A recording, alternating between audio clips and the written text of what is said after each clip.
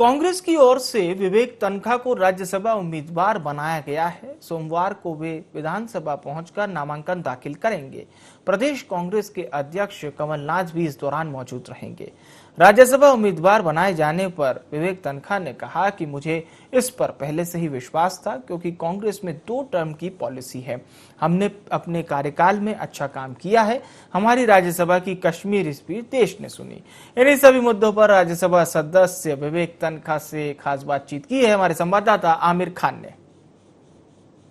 राज्यसभा के लिए मध्य प्रदेश में कांग्रेस ने विवेक तन्खा को एक बार फिर राज्यसभा पहुंचाने के लिए प्रत्याशी के नाम का ऐलान कर दिया। हमारे साथ में विवेक तन्खा जी हैं। सर, कितना महत्वपूर्ण मानते हैं और कितना चुनौतीपूर्ण मानते हैं, क्योंकि कई लोगों के भी नाम सामने आ रहे थे, लेकिन विवेक तन्खा का नाम कल मुझे पहले दिन से विश्वास था कि मेरे को सेकंड टर्म मिलेगा, 2-3 कारणों से। एक तो कांग्रेस की ये पॉलिसी है कि हर व्यक्ति को 2 टर्म दो। दूसरा, मैंने अपने टर्म में काफ़ी अच्छा काम किया था। मेरी जो स्पीचेस थी पार्लियामेंट में, वो लोग सुनते थे।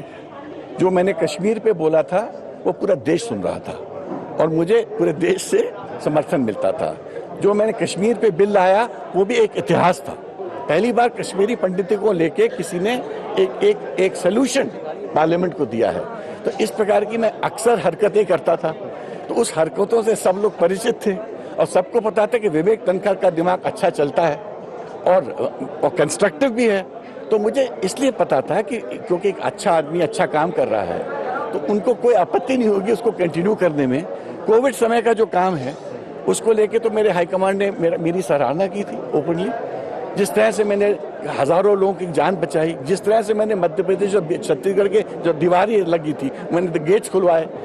मैं आपको गिनाऊं तो आपको बहुत लंबी लिस्ट है, मगर मैं कहने को ये कहना चाहता हूं कि इंसान जब कुछ कार्य करना चाहता है तो कर सकता है। अच्छा, आपके नाम का जैसे ही ऐलान हुआ कि राज्यसभा के लिए विवेक तन्खा जाएंगे, बीजेपी की ओर से जिस तरह से बयानबाजी आ रही, आज भी जिस तरह से बीजेपी की ओर से कहा जा रहा है जो ओबीसी के विरोधी हैं उनको देखिए, उनको फिर दिक्कत है कि फिर तन्खा साहब वापस आ रहे हैं, फिर वो बोला करेंगे, फिर वो बीजेपी की मिस्टेक बताया करेंगे। आप बताओ, ये कांग्रेस का कोटा है। कांग्रेस अपने किसी को व्यक्ति को लाए, तन्खा साहब का वो किसी को भी ला सकती है। इनको क्या आपत्ति है? हम कोई आपत्ति लेने का पीयूष जी को क्यों ला रहे हो या आप फलाने ठिकाने को क्यों ला रहे हो? क्योंकि ये उनका अधिकार है। तो वो हमारे अधिकार क्षेत्र में जब वो बोल रहे हैं, इसका मतलब उनको कहीं में से तकलीफ है। तो जैसे अभी आज भी अधिवक्ताओं का जो सम्मेलन था, इसमें मिशन 2023 को लेकर खासा फोकस कि चुनावी मैदान में अधिवक्ताओं की महत्वपूर्ण भूमिका होगी और ये कहें कि बाबा साहब अम्बेडकर की जयंती से रैली निकाल कर एक बड़ा बिगुल फूकने जा रहे हैं। देखिए, हम लोग ने पिछले चुनाव में भी एक बहुत बड़ी भूमिका निभाई थी।